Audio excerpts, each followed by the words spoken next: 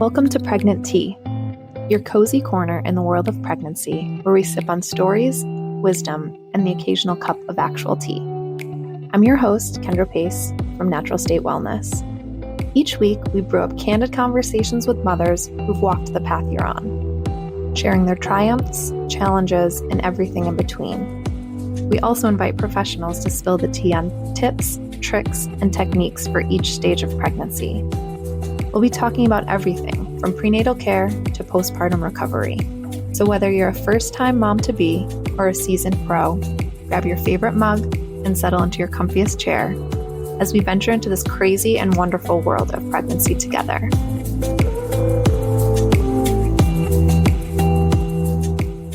Today on Pregnant Tea, we've got Megan. Hello. Who's going to be telling us all about her pregnancy and her birth story.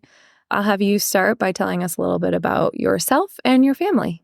Sure. I'm Megan. My family consists of my husband, Trevor, and my son, Nolan. He is 4, quickly going to be 5. Makes me so sad.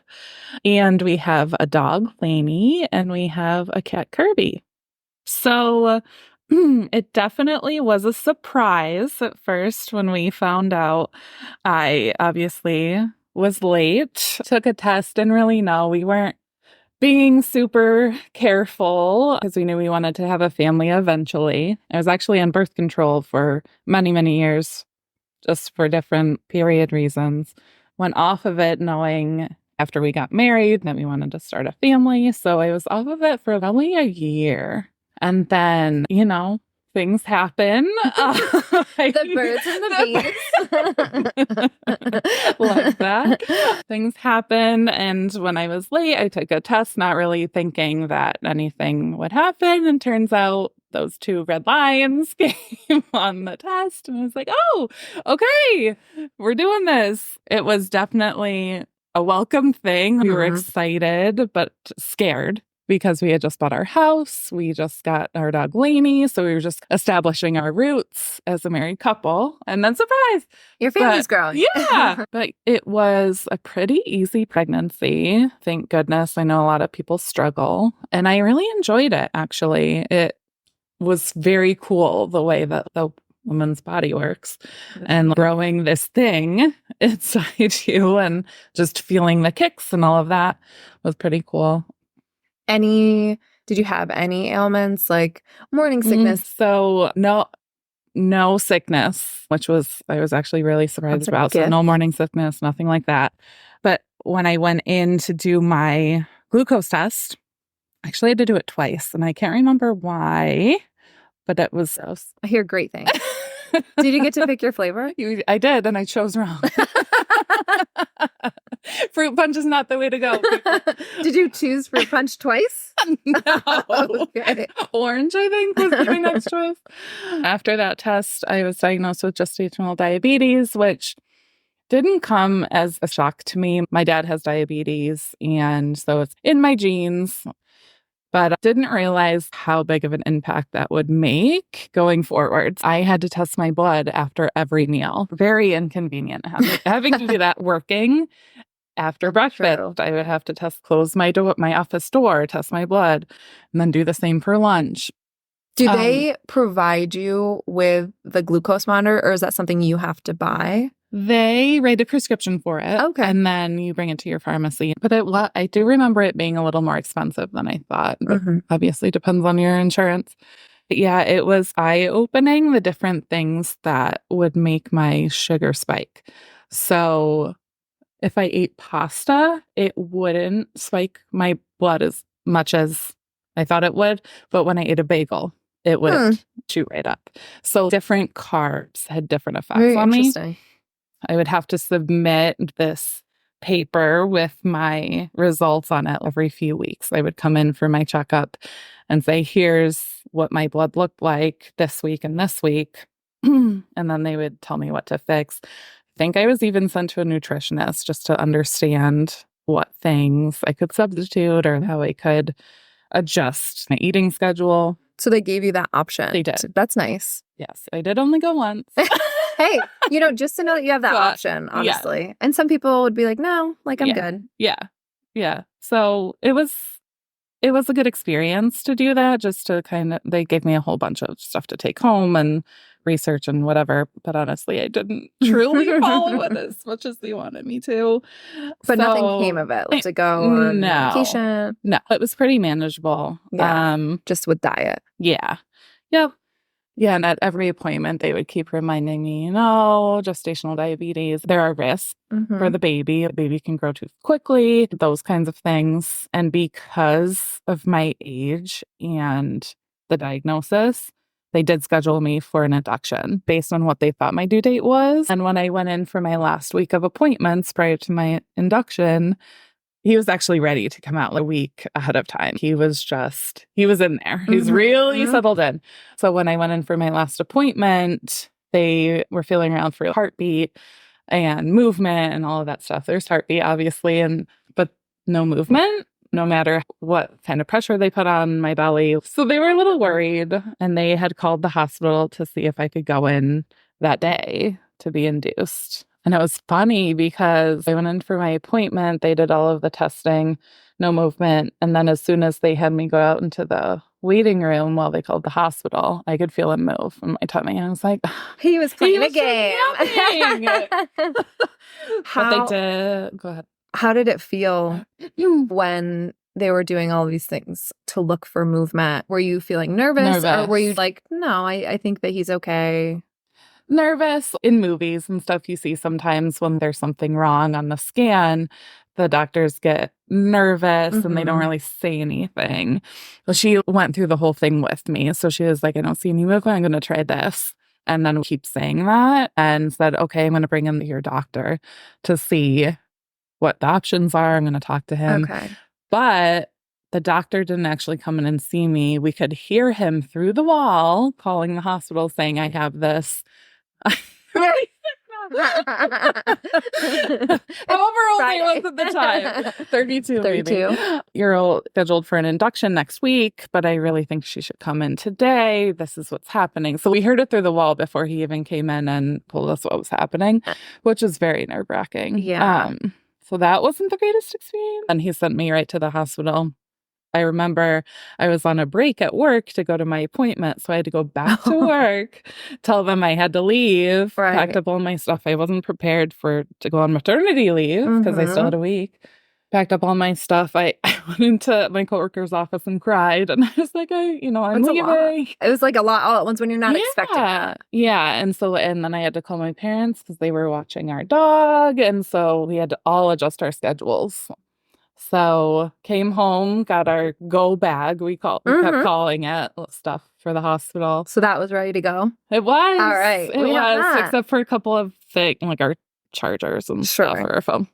So we went, it was 5:00 at night. We went to the hospital. They were ready for us. They put me in the delivery room, hooked me up to all these monitors, make sure there was some sort of movement happening because I had told them that I had felt it in the waiting room.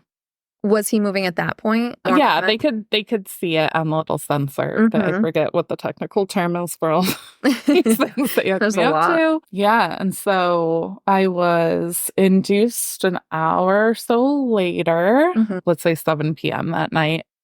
They did give me laughing gas to kind of make me feel comfortable because it is painful to be induced. What is the process? They take, I want to call it strips of gauze, and they put the medication on it, Pitocin, and then they stick it right up there, up and against your cervix and it's supposed to release the medication and induce labor.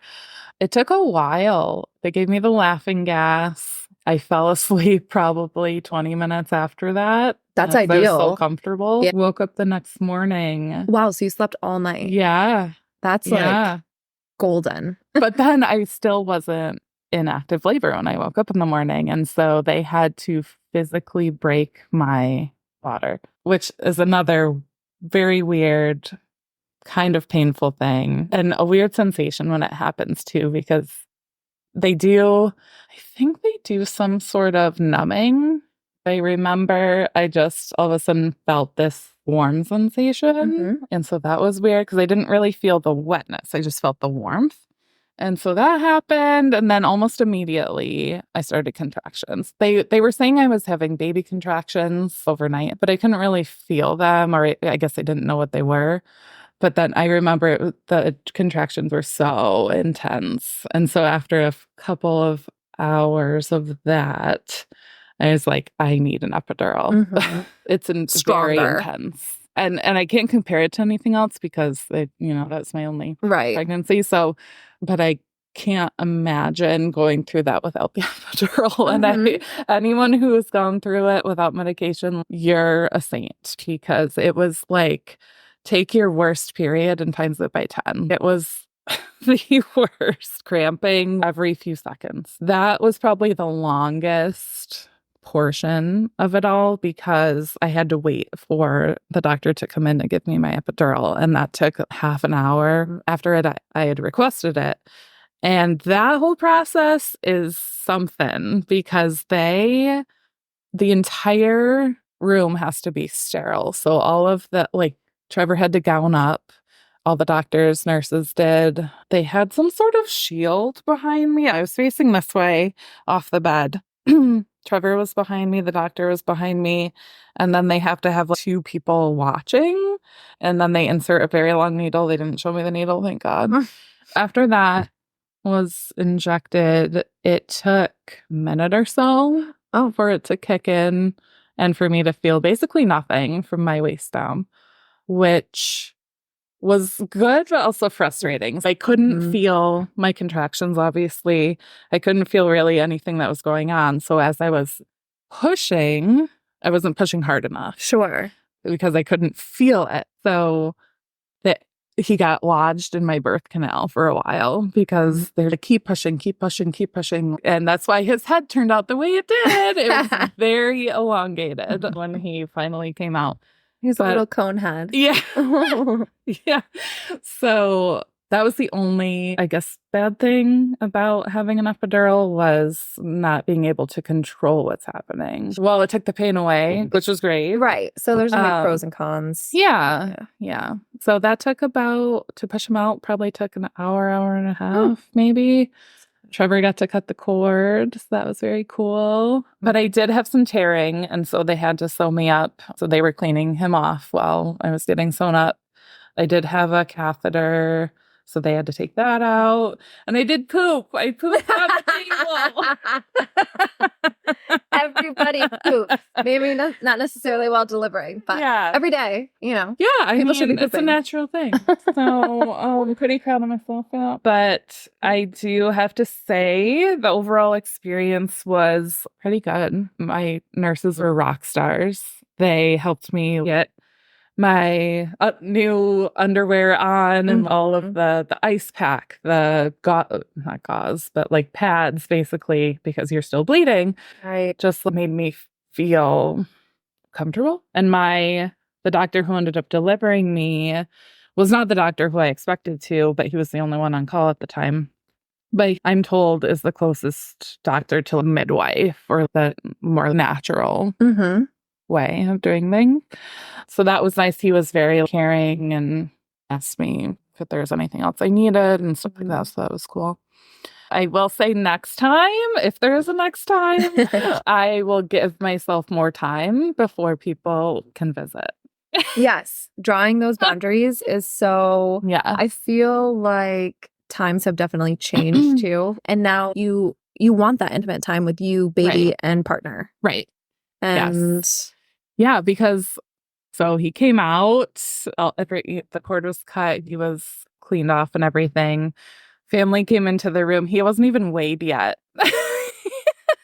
I'm really surprised that the hospital allowed. I was actually really surprised, that they let them in so far. Trevor was texting back and forth, baby's here. We'd like parents to come in first, and then the rest of the family can come in after. But it was just... because everyone's so excited. I get it. But nonetheless, it's your baby. Yeah. It's your time. Yeah. So I love that. So you just draw a harder boundary. Yeah. I would also do that. It's hard. Easier said than done. So we had 3 months or 3.5 months or so with him before COVID hit.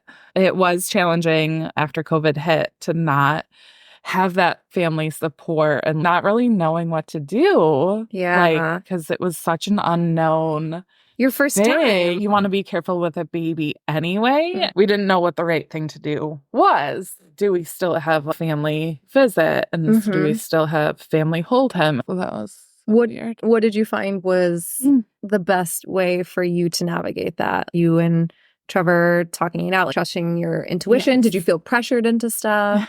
A little bit of pressure, for sure. But yeah, it was helpful to have that open conversation with him. Just be like, how comfortable are you? What can we do? How can we compromise with what the family wants versus what we think is safe? Aside from, COVID, just what a crazy time. Yeah. No one knew what to expect. And now you're a first-time parent. So that kind of pushed to the side, which I guess might be really hard to do. How was your postpartum experience, let's say first year? Yeah, I think that goes back to having to juggle what our family wants and what we think is safe. And so I probably didn't have the support I would have had. So that was hard. Like mom groups, I couldn't even get together with my best friend and her baby. It was just really hard. How old would Nolan have been when things kind of opened back up a little bit for you to finally get that fill of support? Because it opened up and then it went back for a while. So it's so hard to say when the quote unquote normalcy came back into play. Our two families had very different views on COVID. And so while one side of the family was okay with getting together, the other side was very hesitant and had different views about vaccine and stuff like that. So that was another challenge. Total extra stressor for you. Yeah. When you're trying to the heal. line. Yeah. So it was interesting for sure. So he's 4.5 now. Most of his life has been during the pandemic. Even when he started going to daycare, he didn't have to wear a mask because he was he went when he was, 7 months old, he started going to daycare. But when he transitioned into the toddler room, which was at 2 years, 1.5 or 2 years, he did have to start wearing a mask to school. That was weird. His teachers, when he was an infant, had to wear a mask. I think that really impacted his learning and his speech at first. Not being able to see somebody's mouth when they're talking. That's a big part of that whole learning process. There are a ton of studies that are coming out now showing that. Yeah. That these kids are like social interactions and then learning and processing disorders now because of that. And it's really interesting. Yeah. And I know some places had those face coverings and masks where it was clear and see-through. So you could see pronunciation. Yes. And so I kind of wish the whole thing never happened. But don't we all? But having those masks probably would have been very helpful in the school setting. Yeah. And then Nolan, when you guys had him, he was jaundice? He had low blood sugar too. So he had low blood sugar and was jaundiced. So he had to go in one of those little incubators for a while. Anytime somebody wasn't holding him or anytime he wasn't feeding, he would have to go in that little box. And it was just very sad to see. Get these little eye coverings, little tanning goggles. But they did have to come in every few hours and test his blood and make sure that it was at the right levels. And they actually wouldn't let us leave. I mean, I could have left AMA, but they advised us not to leave without his blood sugar being stable. And so we were there an extra day. Maybe we were there 4 days, 3 nights. They had to check me out of the hospital technically and then kept him as a patient, but I could also stay there because I was his guardian. But they couldn't give me anything. If I needed Tylenol or something, if I was having pain, they couldn't give me that because I wasn't a patient anymore. Was Trevor allowed to stay? He was allowed to stay. But then I had to get my own food and I was still in a hospital bed because I'm still recovering, but not considered a patient. So that was very strange. But all throughout those days that we were there, the nurses, again, were super supportive and there for us. And then the lactation thing, it was just really challenging. He wouldn't latch at first. I had a lactation consultant come in a couple of days while we were in the hospital to help me position him correctly and all of that. But it just wasn't working. So we had to supplement with formula a little bit. And when we came home, they gave us whatever was left in our little cubby of stuff. They let us take home some formula so we could continue to supplement. And when we got home, I decided that I was going to start pumping into bottles so that Trevor could help me feed. But I felt like I was getting more milk that way, and it would avoid the whole latching thing. So I would pump into bottles, give the bottle to Nolan, and then also supplement with formula because it just wasn't enough. And then after a month of doing that, it was just affecting my mental health a lot. So I was like, you know what? Not worth it. Let's go 100% formula. Yeah. So, which was so expensive, but I think it was worth it in the end. I mean, I could have gone further with it. I could have had a lactation consultant come here. But you have to pick your battles. Like you're dealing with COVID, you're dealing with a new baby, you're dealing with you healing. Right. So if I can get one thing off of my plate, great. And as long as he's fed and healthy, I don't care. I also had to just get over it and decide what was best for both of us. But he went through it fast. We would have to just keep ordering formula. That was probably the biggest expense besides diapers for the first year. Any suggestions for moms that you found worked really well being a first-time mom? I mean, you were dealing with some things that hopefully new moms won't have to deal with again, like a pandemic. Anything that you found really helpful, or you had mentioned boundaries, things that you wish you'd set up beforehand, or you looked into beforehand, or that you didn't look into? It's a good question. Definitely the boundaries. And establishing a support system after delivery, like play groups, things like that. After my maternity leave, I was working, and then I had the opportunity to stay at home for a year. And so I feel like during that time I was not working. Prior to that, I didn't have the opportunity to meet any other new mom. And so I didn't have anyone to go on play dates with or just to talk to, really. So establishing connections ahead of time with people that are going through pregnancy the same time you are. We did do a pregnancy or a birthing class. And actually, two of the parents that we went through that with are their daughters in Nolan's class. And so it's just funny. It was only a few months ago that the mom came up to me during a daycare event and was like, "You look familiar." And then we had determined we were in the same birthing class. So that was very cool. So I think maybe connecting at that point during the birthing class and saying, "Hey, here's my number. Do you want to chat over Facebook or social media or something?" To establish that support system ahead of time. That's a really, really great point. And then you can have someone that you can relate with while you're going questions. through it. Because are you experiencing? Right. Yeah. Right. Yeah. You have a great partner, but at the end of the day, they don't truly know what you're going through. Yeah. And so it's different just to have someone kind of outside of that. Yeah. What were some really good points? I go back to the nurses because I just didn't realize how big of part they would play in it. They always talk about your delivery doctor, but you don't really think about the support people in the hospital, and that was what made it for me. I've heard that multiple times. They really are just such rock stars, and they're the foundation kind of holding everything up. Yes. So for sure. Well, that's incredible that you had a great experience with them. Yes. And hopefully other moms can experience that too. Well, thanks for coming on Pregnancy. Of course. This was great. Thanks, Kendra. Thanks for tuning in on Pregnancy. I hope you've enjoyed listening to wisdom from our community of mothers and experts. If you want more relatable stories and empowering advice, head over to www.nswellness.net to subscribe for the latest content. Until next time, take care of yourself.